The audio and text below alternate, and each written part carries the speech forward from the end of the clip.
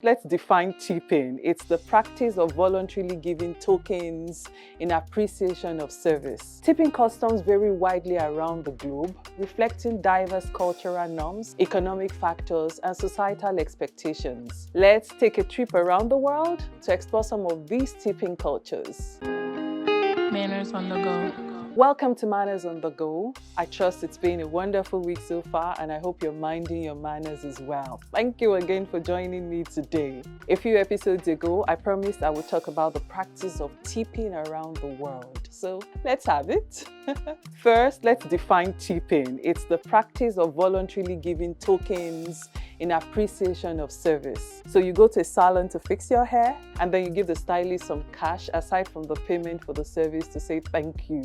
Or you give the waiter at a restaurant some cash to say thank you for his service. Now, that's tipping. So tipping customs vary widely around the globe, reflecting diverse cultural norms, economic factors, and societal expectations. Let's take a trip around the world to explore some of these tipping cultures. Why are we talking about this? It is important to be aware of local practices to avoid tipping too much, too little, or offending someone.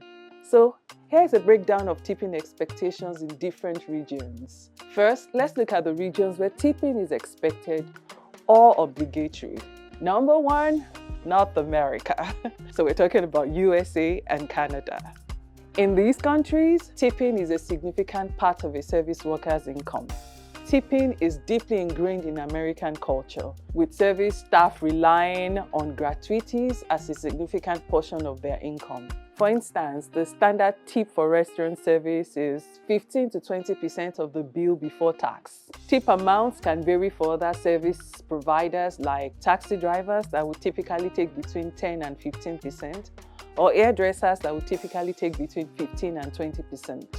Number two, in Central and South America, tipping is customary in most places, but the expected amount is generally lower than in North America. So for Central to South America, 10% is a good starting point for restaurants, with adjustments based on service quality. Specifically in countries like Mexico, tipping around 10 to 15% is customary in restaurants and for services. In Brazil, a service charge is often included in the bill, but an additional tip is appreciated for exceptional service. Number three, in the Middle East and North Africa, tipping is becoming more common in these areas, but the expected amounts are smaller. 5 to 10% is typical in restaurants, with small tips for porters and bellhops. In some countries like the United Arab Emirates, a service charge may already be included in the bill, but an additional tip is appreciated for excellent service. A spokesman for the Sheikh Mohammed Center for Cultural Understanding said this, and I quote, "In the Emirates, we mainly tip for 3 reasons: good service, and to gain extra good service in the future, for assisting beyond the basics of a job, and finally, if it isn't a tip, but charity. If it's charity though, nothing else is expected of the person."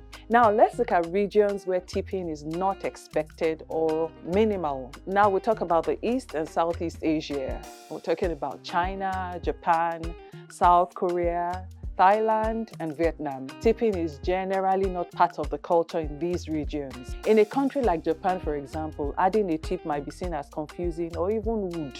However, in places like South Korea or China, tipping is becoming more common, especially in tourist-heavy areas. Some high-end restaurants might accept tips, and rounding up your bill to the nearest dollar is seen as polite. I will still say that you approach tipping with caution in Asian countries. In Western Europe, countries like France, Germany, Italy, and Spain already include a service charge in the bill, so tipping is not necessary in these countries. More specifically, in some places like France, tipping is included in the bill as a service charge, while in others like Italy, it's less common but still appreciated for exceptional service. In the UK, rounding up a bill or leaving a 10 to 15% tip is customary in restaurants. Tipping taxi drivers or other service providers is a personal choice, with small tips being appreciated. In Australia and New Zealand, similar to Western Europe, tipping is not mandatory.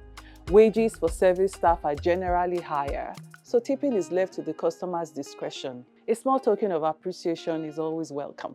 In Africa, tipping customs can vary depending on the country and the type of service. In many places, tipping is appreciated but not always expected. However, in tourist areas, tipping is more common, especially for services like tour guides or hotel staff. Let's say a few variations to tipping around Africa. In North Africa, specifically Morocco and Egypt, similar to the Middle East, tipping is becoming more common, but the amounts are smaller. 5 to 10% in restaurants are typical. Some high-end places might include a service charge already. In East Africa, let's talk about Kenya and Tanzania. Tipping is not expected for everyday interactions, but a small token is appreciated in tourist areas or for exceptional service. Be mindful of already included service charges in lodges and camps. In West Africa, and we'll talk specifically about Nigeria and Ghana, similar to East Africa, tipping is not mandatory, but it is appreciated. A small percentage, perhaps around 5%, or rounding up the bill is a good approach. Now, South Africa has a more established tipping culture. You typically be expected to part with 10 to 15% in restaurants and significant tips for porters, hairdressers, and other service providers. So, there you have it. If you are not sure if tipping is customary on your next trip outside your home country, here are a few tips for you. First, do your research. Before traveling, research tipping customs for your specific destination to avoid awkward situations. Second, look out for service charges. Check your bill to see if there is a service charge already included. If it is, then you're not obliged to give a tip. Third, when tipping, it's best to use the local currency if possible. Finally, when unsure, err on the side of less. It's better to tip a little less than expected than to overstep cultural boundaries. So would you care to share any awkward experience you've had with tipping? Please engage me in the comments. See you again. Goodbye. Manners on the go.